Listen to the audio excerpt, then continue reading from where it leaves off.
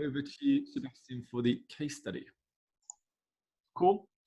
I mean, first of all, I think when we got in touch, actually, I was actually so you were asking me, okay, what kind of things you want to progress on, what kind of things actually you want to enhance on, what do you think are your biggest barriers in making your next career step? And I was actually, when I was thinking of that, I think I was answering somewhat like, it's sometimes a little mess aligning stakeholders, and it's even though I think you have already proper processes with Scrum and other frameworks you can work with your stakeholders, like in terms of road mapping and stuff like this. But still, even though you have all the stakeholders aligned on your roadmap and on other any frameworks like Scrum and so on, you still have the issues that stakeholders that keep on pivoting with the priorities and the business objectives. And if you say, okay, they're pivoting on business objectives, I guess that's already not that bad, but mostly they're pivoting without being aware of that they actually are changing their business objectives at the same time. And I think that's kind of the conclusion we had of the first talk, that it's not really an issue on how you execute stuff, how you align stakeholders, but rather on that the top level is actually just completely missing the top level alignment. So what do you want to achieve? What are the things we want to tackle in the future? Yeah, and that was very much the conclusion. I think we started then in the Prod MBA. And yeah, throughout the program, I think we had a lot of points. I was just trying to cover them in here. I think, yeah, where we got closer to the conclusion where we said, okay, there we are obviously still lacking in our company, for example, some stuff. I would just go through point by point on the things I think we're doing in the program and why I think it's related to the stuff we were concluding. So ideation and alignment. So what I really liked there was the strategy decider meeting. I can just go in and maybe to make it a little more illustrative. Yeah, good.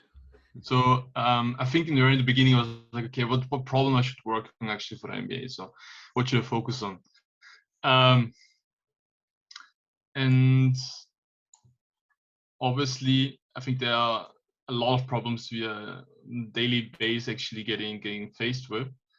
And therefore, actually, to have a little overview on things actually, which are not only facing me, but also others, to have a little broader selection of things. We're setting a little workshop with friends and flatmates and so on.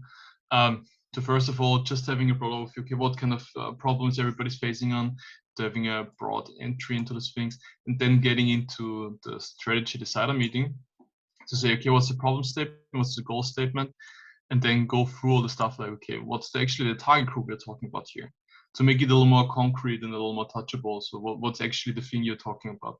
And also, okay, what's the frustration point?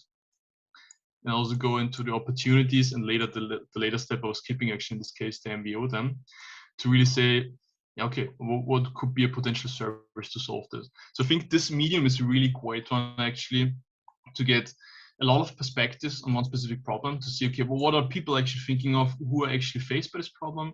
What are actually the frustrations point? What are the problems? And what might be the opportunity behind it?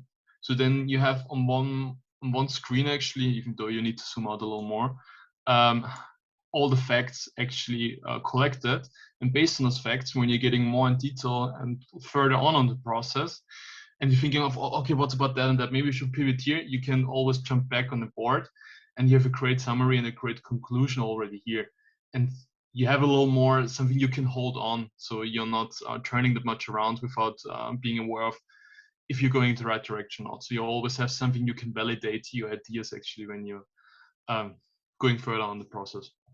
So for that, I think it was really nice, because you're, especially for stakeholders at one point, you're collecting a lot of input, you're making more concrete, you get all the people, all the stakeholders aligned, and at the very end you can commit on one specific thing.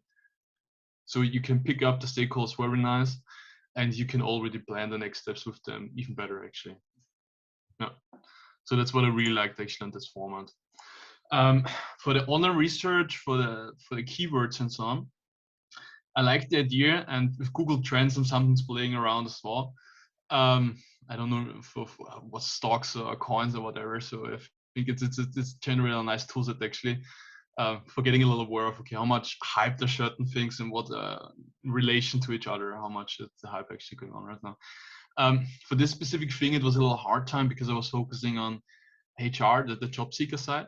So when somebody's applying for a new job, that's actually the niche I was focusing on for really senior people. And obviously it's really competitive, right? So the whole headhunting market, it's really competitive. So it's already really advanced market. It's not a new field anymore. Therefore, obviously it was really competitive. And I think it would take me a lot of time actually to figure out and a lot of concrete ideas how the product might look like to really check, okay, that the keyword research really helps me to say, okay, this is valid or this is not valid. So I think it was a great thing for just spending some minutes on it. But I think for a really competitive environment, it takes a lot of effort to really have another big step of validation with it. Yeah. But anyway, so I think for the beginning, the strategy side of meeting was definitely a great help, and it's definitely going to be something I'm trying to cover in my work, independent of ideation also, in terms of any other projects which are still in the beginning maybe. Or even though for a retro, just for retro maybe. So if you're working together in a team, that might be makes sense actually to some degree as well. The next thing, the definition of the niche. So, okay, I know, okay, what's kind of the problem I'm working on, so that the job seeker have a really hard time, senior people, to find out, okay, what kind of job is this a matching job for them? So they're going on LinkedIn, 3,000 results. What kind of jobs I want to proceed with? Yeah, so they cannot hold 3,000 calls with HR and figure out, okay, which job is a proper match for them. So that's obviously the problem I'm focusing on. And therefore, we try to define it a little more in detail, actually. So how the niche is actually really looking like. And I think there were a lot of questions we tried to answer in order to get a better picture of it. So, okay, what's niche? That's obviously.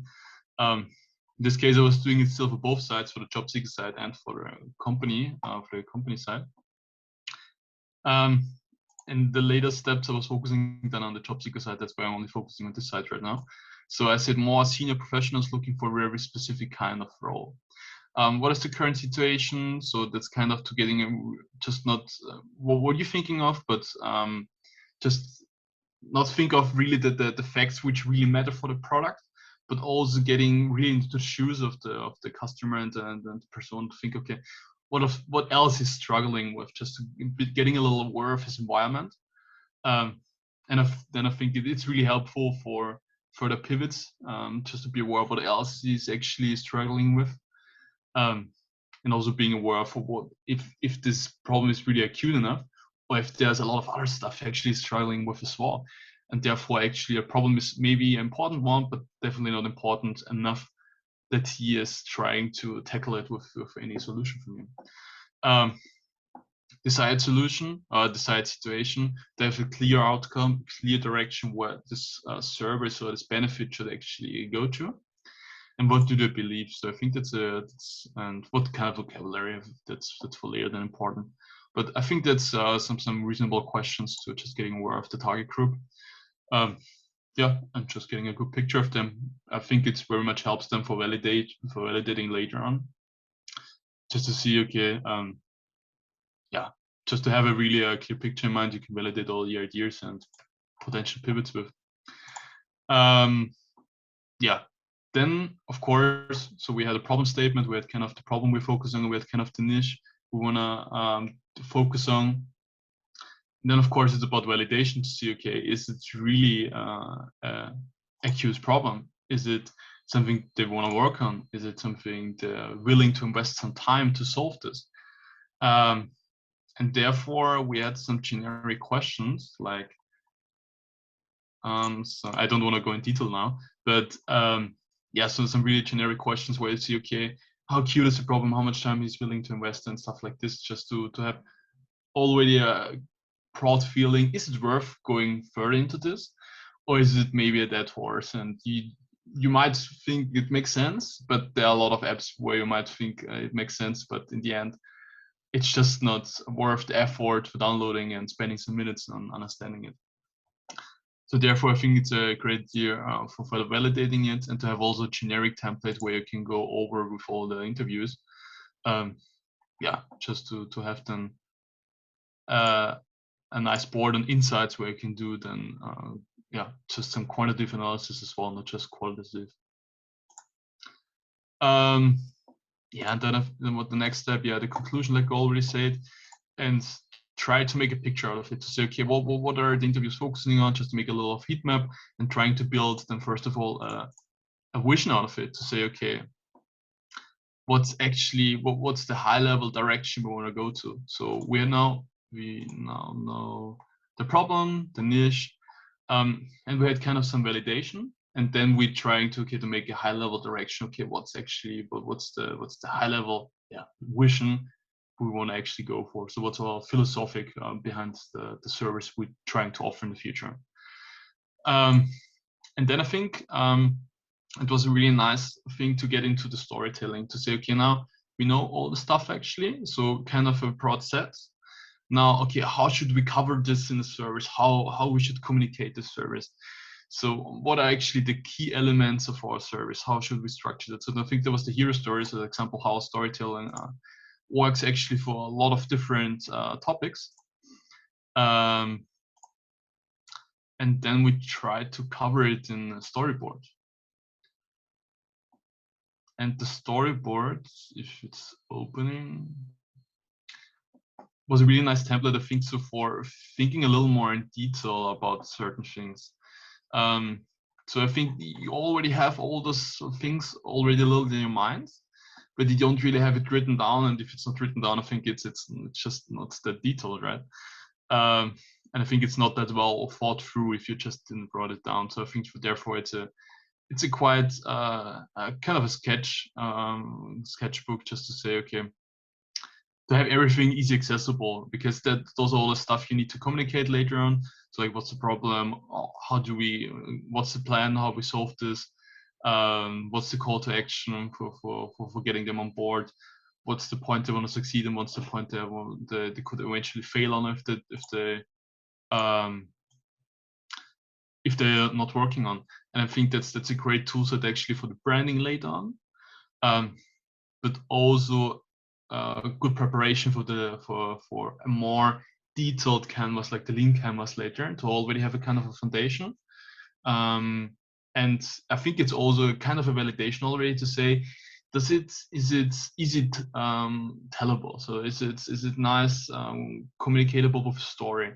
So I think if it's not possible to explain it in an easy way with such a story, it might be too complex, or it might not be feasible, or it just might not actually match the reality.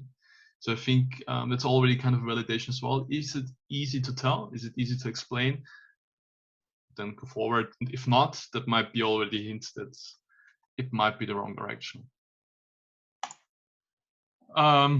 And then, so I think then we already have, okay, so niche, discovery call, we have some validation, we have some direction, we have kind of a story behind, so we know kind of the setup of the service. Then it's about to go a little more in detail to say, okay, well, what's the environment doing right now? So do we have any competitors? How should we position ourselves on the market in detail? And I mean, you can easily Google stuff. Okay, is there anybody else existing? But at one point, you just need to drive it down to some certain aspects of the companies to make it a little comparable. So we try to break it down in certain facts, I think, which are very much related to the service I'm thinking of, and to check, okay, is not on a company level, but on a feature level, quasi kind of on a benefit level, on a competence level, how we are competing there with the other companies. And I said, okay, I'll try to compare my service, the kind of the service for the job seeker, with headhunt agencies. I guess we all know a lot of them. Job ad pages like LinkedIn is offering, for example, and some employer branding, which is not that much related anymore, but still to some degree for the latest factor. So I said, okay, setting expectations. So I don't want to go into too much in detail maybe right now, but I was trying to break down my service in multiple competences where I think, okay, those are the core services, the core benefits I want to deliver actually in the end, based on the research and based on the insights I was gathering before. And yeah, then I just tried to evaluate them and sort them with the beginning on with the highest points of my company. And then I think you already have, of course, it's not as good as in all the storybooks, but then I think you already have a slide picture of, okay, why you want to be really strong.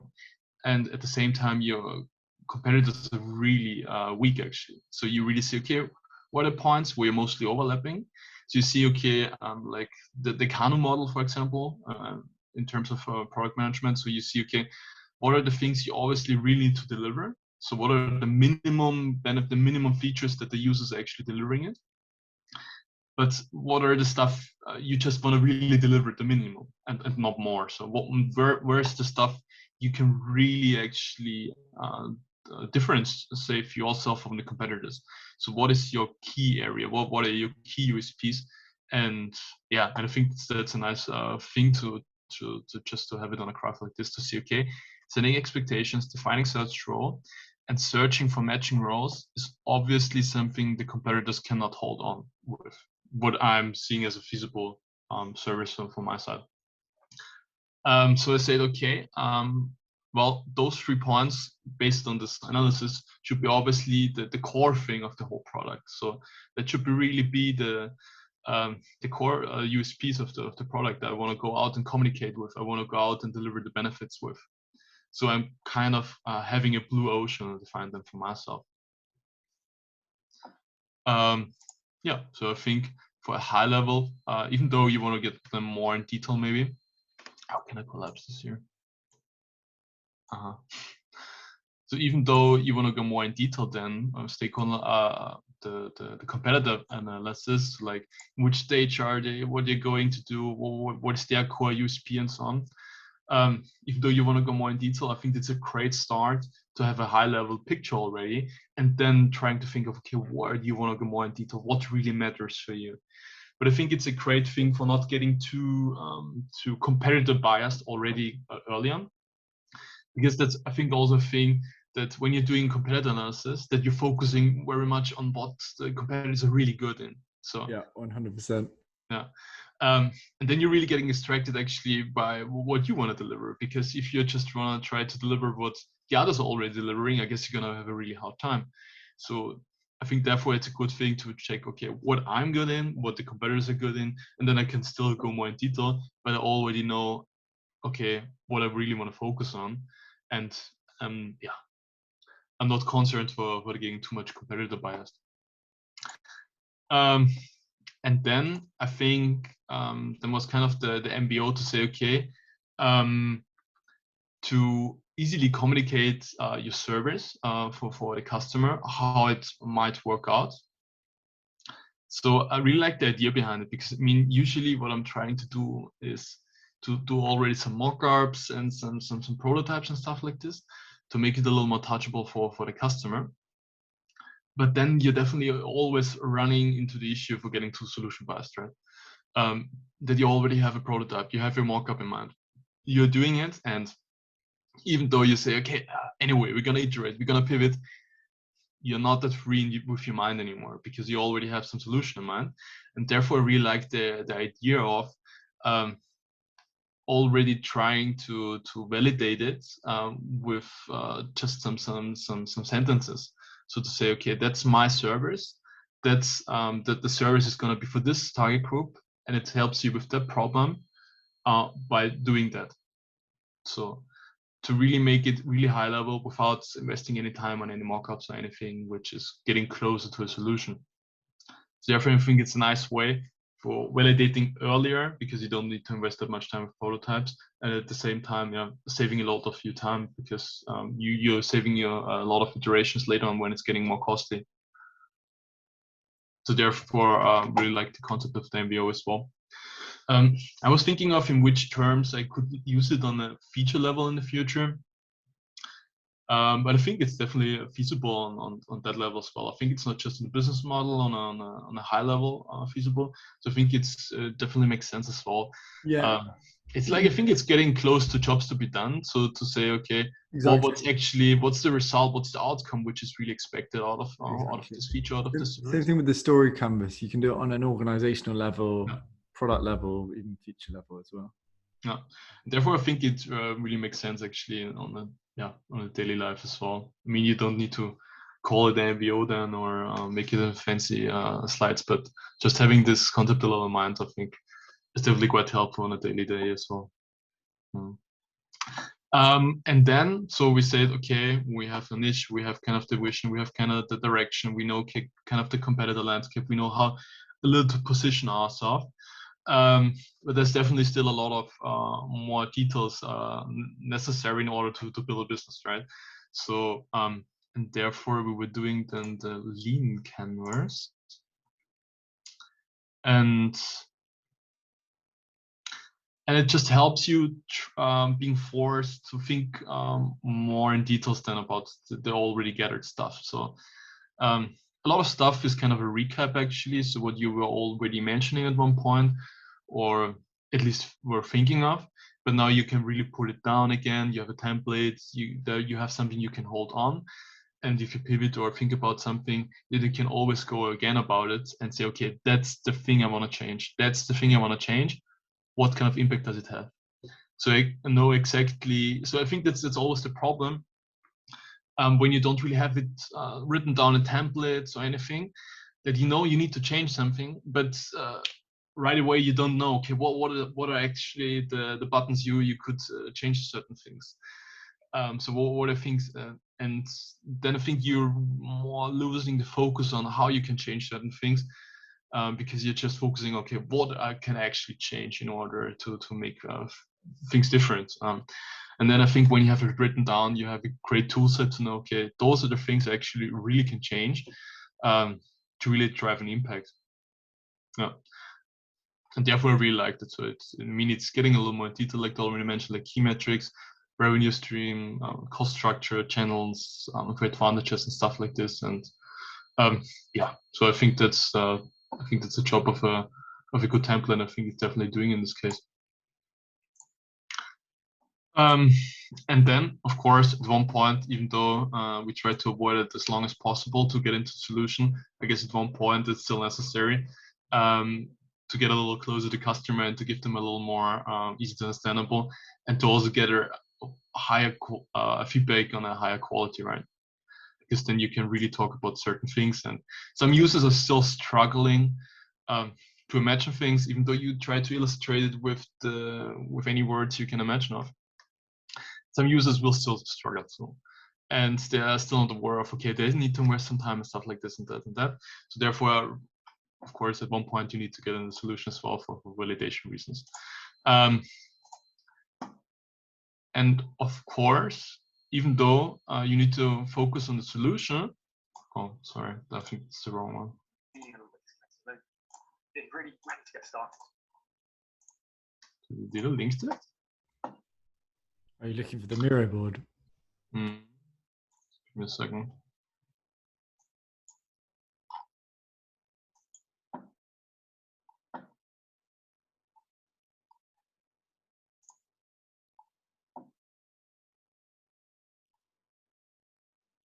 Which one was it? Let me check. Okay, I think I just didn't link to it right now. But anyway, I guess everybody knows what we're talking about, the customer journey map. So what I really liked about the customer journey map is that even though you need to go more into solution, it's still a good thing actually for trying to map all the things you were collecting, all the insights you were collecting before, into an ideal customer journey without thinking of the solution before. Actually, we were talking about the solution, but not that much yet, right? So it's a good tool for mapping all the insights and all the things you were collecting and were focusing on into an ideal customer journey. So you say, okay, what are in terms of what are the best how should I say that? So what is really what really matters for the users? Because then you're thinking, okay, we need to have an account, we need to sign up, we need to verification, we need to do that and that. But you're kind of losing the focus. Okay, what really matters for the user? What does the user want to see, and what does the company needs to see? Because they need to go on with the with the product and need to gather some contact data, for example, in order to get back in touch with the user and stuff like this. That's an interest of the company, that's not an interest of the user. And therefore, I really like the customer journey map to think, okay, what's the ideal way actually of using the product for the user to think, okay, what are the actual steps? Could be the actions? And what is kind of the emotional swing, the emotional roller coaster in using it? And therefore, I think you're getting a quite good picture of, okay, what's actually, how should the customer journey really be in the ideal case? Then you know what's the best case, and then you can still push some steps in between because you just need it for the product, like setting up an account, whatever it be, setting up a profile or setting up a call. So the certain things which still might make sense to cover in it, but you know that's a compromise. That's you're doing because for the company and actually not really for the user. So separating those things, okay, what is actually in interest of the user and what's in interest of the company? I think that's a really good way of doing that with the customer journey map. Yeah. And then I think with the jobs to be done, to really say, okay, well, what's actually a job to be done? I think that's getting kind of a hand in hand, right? To always think of, okay, well, what's the user want to achieve with this step? What does he want to see right now? So I think that's gonna be quite a hand in hand actually. And yeah, and then when you have the customer journey map, then you can go into wireframes and think, okay, what could be actually a potential solution on that, and how this really might look like. So I was doing that then in the end actually on Figma. So I can have a quick look with you on that right now. Nice. This is new. Yeah, you haven't seen that yet. That's true. So I've tried to cover my landing page here somewhat as well. And I think that's also something. I mean, that's something I definitely was learning on as well. So in the beginning, I was just using a generic template, and I was definitely quite early getting the feedback that it's quite generic, and I don't really see the target group. So I was, okay, tell me what you're seeing there. So who is targeted with that? What's the service and so on? And it just didn't reflect it as actually I wanted to communicate the service like. So I tried to make it a little more premium. I tried to make it a little more exclusive, and to get a little more in detail and try to match a little more the wording. So definitely still in the beginning on. So if you want to launch a proper business with that, there's still a lot of things you need to work on. So I still get the feedback in some terms. Okay, let's see. Okay, it's exclusive. They kind of get the message behind my service, so they already know, okay, what they're actually gonna offer. But they don't really know it in detail yet. Of course, it's still quite simple and it's in the short one. So I think it still lacks of some illustrative examples. For example, the process, how the process looks like, and to get a little more, just make it a little more illustrative. Okay, how this product and the benefits looking like. Because if they're reading all of that and you're talking with them, they get it, but it still takes them a little too long to understand. So I think that's also something what I really like, not just doing mockups and getting in touch with the customer and the user, to have some early feedback and just to know, okay, does it really resonate as expected on the market? And the same with the wireframes then. So the wireframes are also quite easy. So I think I've sketched them in 1 or 2 hours, just to have something you can get in touch with the user then. So saying the really beginning on, first of all, the customer gets asked some question like, okay, what are you actually looking for? Then he's getting asked some questions like, okay, what's actually his experience? And then further on, he gets asked actually for sign up in order to get us some data as well to can hook him and to get in touch with him, even though he's not converting in the next steps. And then he is already getting showed some jobs which are ultimately matching with him. So what I was actually gathering here on insights is that that in the beginning on, there's a too little expectation management. So why is entering all the data? What is happening with the data? How long does it take? Obviously, there's of course still a lot of things you can improve, but I just still I wanted to keep it a little simple in order to focus on our stuff as well. But for example, here we also had the things like, okay, why is this resonating with the user? So why is this matching with the user? For which facts? So for which reasons and so on? How can I adjust the filter? How can I, based on which filter is it? Can I change certain things? Here, for example, I think that's a really tough nut actually, because I tried to differentiate myself for all the headhunter agencies to say, okay, I'm different. I'm really working actually for the job seeker. And this is something actually, based on the feedback, I was struggling a little in order to communicate it and show it with the product at the same time. So we're seeing, okay, they're getting the points, they're getting the idea, and I think they're seeing this somewhat in the product as well. But it's still not enough for really showing the service. So I think one way, so that's the question, how we could actually make it more differentiating from the headhunter agency, but at the same time delivering them all the information and all the things they want to actually be aware of.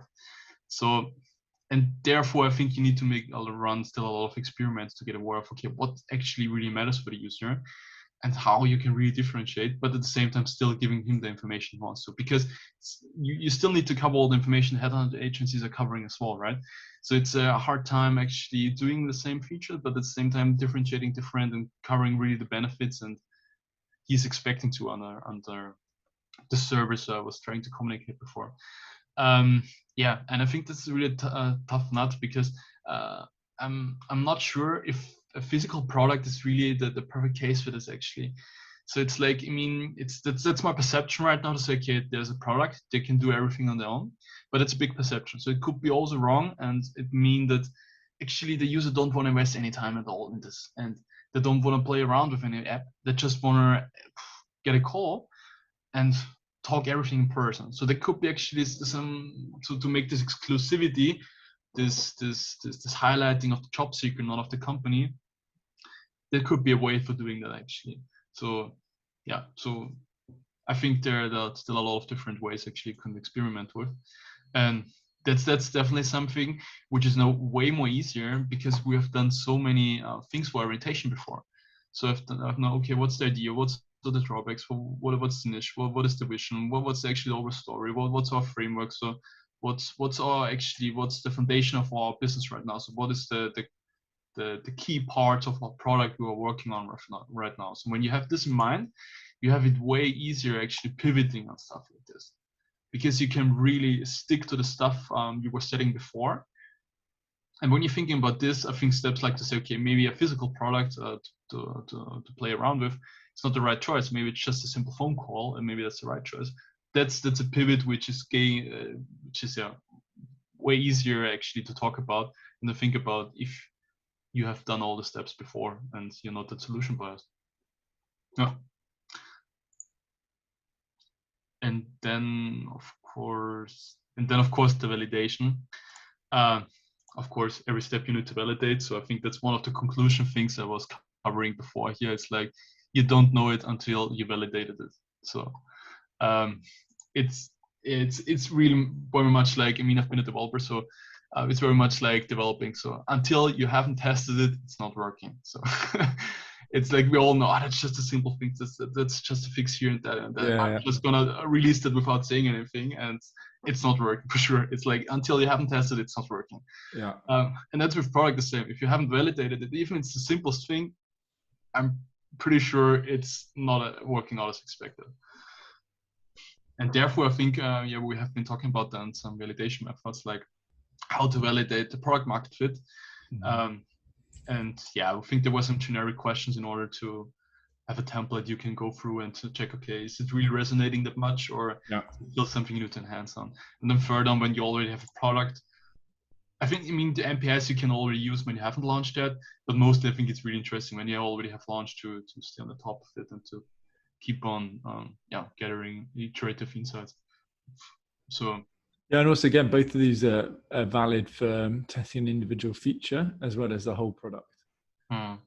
So you just apply that, make the questions a little bit more specific, but same concept. very much. Yeah, and I think my conclusions, I think that those are a little ugly right now, so they're mostly written for myself actually. But so I was concluding all the things I was talking about right now: the niche, the vision, the storyboard, the blue ocean canvas strategy, the MBO, the lean canvas, customer journey map, lost templates and frameworks we learn to know, and the product MBA. It's just really powerful to stay customer pain centric. And also not to get lost into any certain persona, but really staying customer and pain centric, and even rather pain centric than customer centric actually in the beginning on. And also avoiding the pitfall in getting too solution biased and get distracted by solving the real problem behind it actually. And also having a great communication framework, which is perfectly for aligning stakeholders and sending everyone into one direction. And if you want to pivot on something, we know exactly on which certain thing we're pivoting on and for which reason and what kind of the impact we want to drive with that. And at the same time, I think it's a great framework also for leading people. Because this is really a tool set you can give presenting in the company, presenting in the product team, and everybody has this boundaries, this framework, this frame in which we are trying to iterate and work on our product. And in this, all the people can work way more autonomous, and it's in this way it enables a lot of people to be very close on the product and to be way more investigated in a lot of more stuff, without necessarily having someone talking to you and explaining all the stuff to you. I think that's kind of the conclusion, but I'm definitely taking with me from all the frameworks, the tools we were learning to know in the product. I think really good. Actually, three-point summary with it. Nice. I'm going to go through just sort of points from the case study.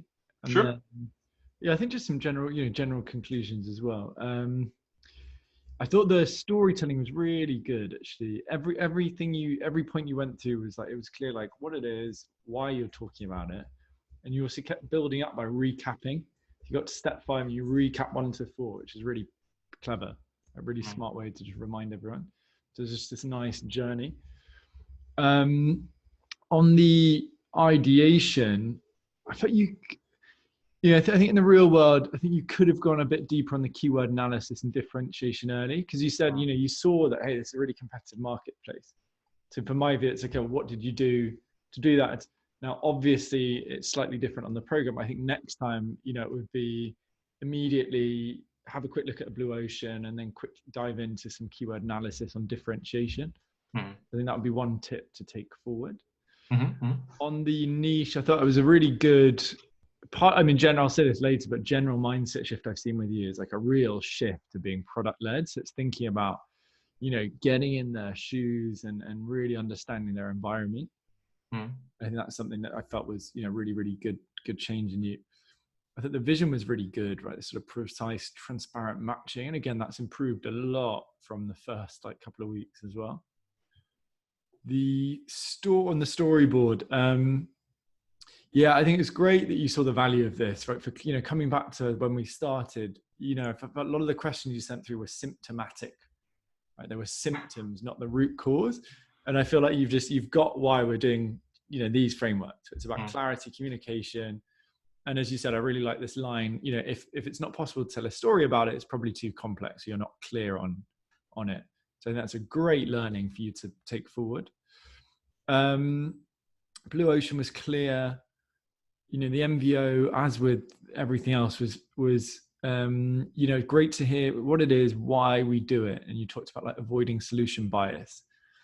And I think actually you could make this point even more strongly internally. It's going to save us a lot of time. It will save you years and hundreds of thousands of pounds in many cases. So if you do it in a company, you can quantify the opportunity cost. It's okay, because we did the MVO, we probably saved, building these 3 features, and put a real figure on it. That would have cost us 500 grand to do. It really helps reinforce the point. Lean Canvas was good. I felt at this point that the solution was vague though. You thought your solution was help you find the perfect role. At that point, we want to get a bit more concrete. So what is it? Is it a digital solution for, an app, as you said? So I think you could have got a bit more specific there, but then your Figma prototype was clear. The landing page, I really like the value proposition. I think it's really strong. I think I said this on Slack, but makes a lot of sense to adapt the branding, right? Because you're going for exclusivity, so it has to convey that, right, to build trust. Prototype was really good because I haven't seen that before. I think last time we spoke, you were I think you're not quite sure what you're going to do with the solution. This looked really good, and I thought it was clever because you very quickly get to the core value. So you're giving them, some really basic filters, but enough to show them a good job opportunity. Now you could even remove if you did this as a website, maybe rather than that, you could push back the sign up to after it when they click apply, for example. These would be kind of things you want to test. Maybe not, because it might piss people off, right? If you're clicking apply now and it's like, hey, spend a few minutes signing up. Kind of things you could think about. Generally, the idea was great. You get to the core value quickly. I think great learning around the need for conveying differentiation. I think this is a case of, the fundamental core value is applying for jobs. So that still needs to be there. But as you learned, right, it's what is that extra thing and how do we communicate that on top of the core functionality? I liked as well in the conclusions, you talked about avoiding solution bias. And it's such an undervalued point, right? Most people just, whenever they start anything, they've got a fixed idea of what they want to do and they're just manipulating data to suit that. I think you've gone in very objective and learned through doing, right? It's exactly why we do it this way. It's easy to read about this stuff. It's hard to do in practice. Yeah. And then, general comments, I think, honestly, really happy, I think, with the conclusion, because I feel like you really internalized and you're clearly really comfortable with every concept we've covered, which ultimately empowers you to then put it into practice, right? Both the principles and the frameworks. So I think that is a really good outcome to have. I think when we first started talking, it was about sort of mapping the terrain and getting this playbook together. And obviously from the bullet points that you have done that, particularly around strategy. And again, that I mentioned this earlier, but you understand quite deeply now, I feel, that need to align on a high level and not worry about the symptoms. Right? So if we get the strategy right and with storytelling, other stuff clicks into place, as you said yourself. That's it. I think, next step, I think ultimately is putting this into practice, right? With the next role, or continuing to push with this stuff, like whilst you have the time, keep building out the prototype, or why don't you look at another value proposition, for example? I think get some more repetition, so you're going to get even more effective whenever you come into, next senior role, for example. Mm-hmm. Yeah. Thank you very much for all the feedback, Andrew. Yeah. So definitely can relate to that. Yeah. And I think that all this stuff, you cannot just use it when you're creating a new product. I think it's also quite essential. Like I just mentioned on the fly that feasible use cases actually for you got to use existing products. And people don't make the mistake of coming in and assuming that someone's done all this work, because I would bet a lot of money they haven't, and it's not been done. Yeah. So your role is to come in and audit that product so that it can achieve product market fit, or cut the fat so that it goes back to refocus on whatever its initial value proposition is. And I think even though if the stakeholders and the company already established certain things like that, I think it's still a great actually framework and template just for yourself, for the onboarding purpose. Yeah. And also again, it's trying, you're not going to transform an organization this time, but you can start having the conversations and at least practice these things, so that when you do find yourself in a good, empowered role, you can seize that opportunity rather than not be prepared for it. So I think it's, put these into practice wherever possible, ultimately. Good. Well, look, we're going to stay in touch on Slack, and we're going to be doing community events and sort of ongoing stuff. I'm hoping to do a Berlin meetup. We did one last summer. It was really good. That would be nice. Yeah. Give it a few months though. Yeah. We'll wait till August maybe. Yeah, I think next week there's anyway a new workshop, right? So I think it's on Tuesday scheduled when I have this. It's going to be Ask Me Anything, I think, next week. Yeah. Oh, you missed the one. You missed the one yesterday. No, Tuesday. Oh, was it already this week? I thought it's next week. It was 2 days ago. Ooh, okay. But don't worry, I'm going to redo it. It was the last exercise was a bit confusing, so I'm going to redo it and then republish. Okay, nice. Try to do too much in an hour, so there's going to be an iteration. Okay, I guess you're not anyway recording of that. With the events and stuff. And, Cool. Yeah. Anyway, definitely. Yeah. Awesome. Well, look, hopefully see you in the summer if we do a meetup in Berlin. Yeah. Sure. Yeah. Fingers crossed. Nice, and Sebastian, have a good afternoon as well. Yeah. Thank you very much for all the feedback, right? And thank you very much for the Prod MBA as well. So definitely tried it. Good to have you on the program as well. Thanks, Sebastian. Thank you very much, Henry. Have a nice day. Bye-bye.